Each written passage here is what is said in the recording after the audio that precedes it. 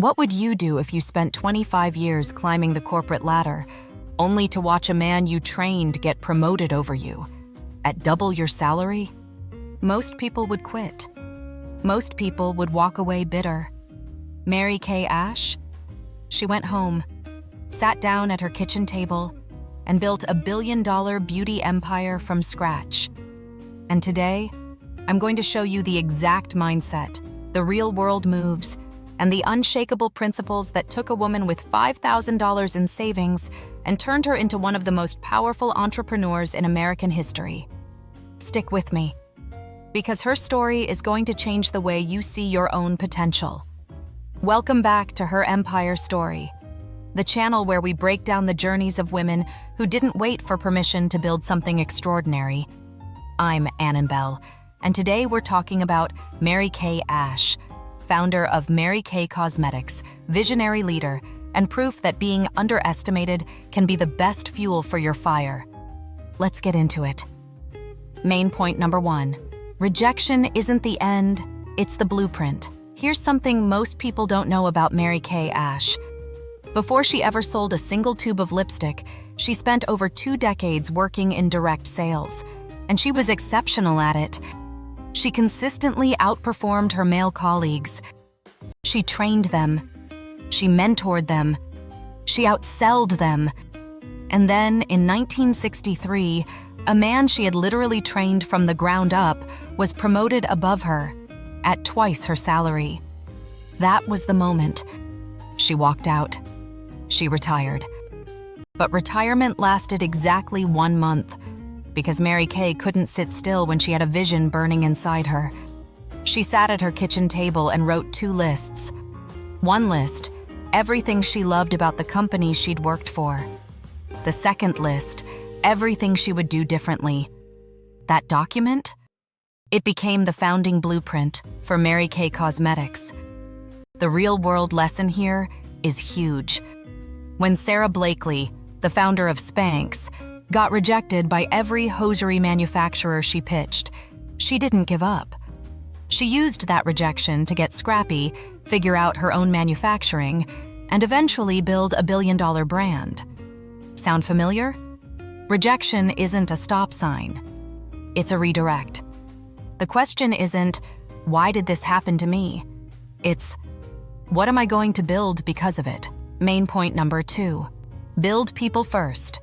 Profit follows. Now here's where Mary Kay did something that completely flipped the script on traditional business. In 1963, she launched Mary Kay Cosmetics with her son Richard by her side, 9 sales consultants, and a simple but radical belief: if you enrich the lives of others, the business will take care of itself. She didn't build a sales force. She built a community. Mary Kay was famous for her philosophy: God first, family second, career third. And she didn't just say it. She built her entire compensation structure around it. Flexible hours, women working on their own terms, building their own businesses. And she rewarded performance in a way nobody had ever seen before. You've probably heard of the iconic pink Cadillac, right? That wasn't a gimmick. It was a signal. Mary Kay started gifting pink Cadillacs to her top performers in 1969, and it became one of the most recognized symbols of success in American business culture. Think about that.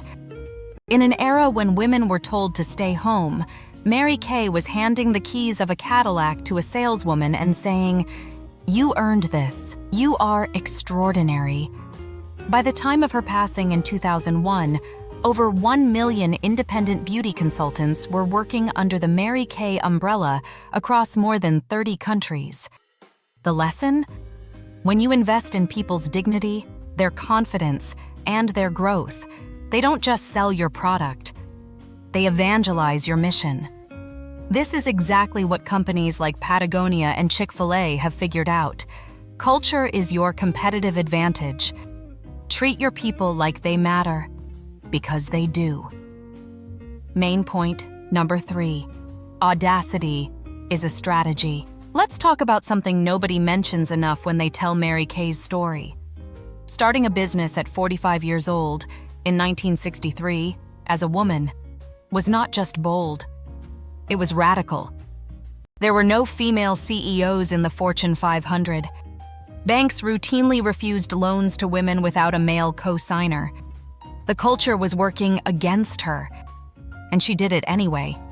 She once said, and this is one of my favorite quotes of all time, "Aerodynamically, the bumblebee shouldn't be able to fly, but the bumblebee doesn't know that, so it goes on flying anyway." That's audacity. That's the decision to keep moving, even when the world says the math doesn't work. In her first year, Mary Kay Cosmetics hit $198,000 in sales. Within 5 years, over $1 million. By the 1990s, the company crossed $1 billion in annual wholesale sales. She didn't succeed despite the odds. She succeeded because she refused to let those odds define her ceiling. And that same audacity, it's available to you every single day. Mary Kay Ash didn't start with venture capital funding or Ivy League connections. She started with $5,000, a kitchen table, and an unshakable belief that women deserved more respect, more opportunity, and more success. She was passed over, underestimated, and told, through every closed door, that the seat at the table wasn't hers. So, she built her own table. And that's the whole message of this channel. You don't wait, you build. If Mary Kay's story lit something up in you today, hit that like button right now. It takes 2 seconds and it helps more women find this channel and find these stories. And if you're new here, subscribe to Her Empire Story. Because every week, we break down the real journeys of women who built empires from scratch. No fluff, no filters, just fire. Drop in the comments, what's one thing holding you back from building your empire? I read every single reply. Let's talk about it. I'll see you in the next one. Keep building, Queen.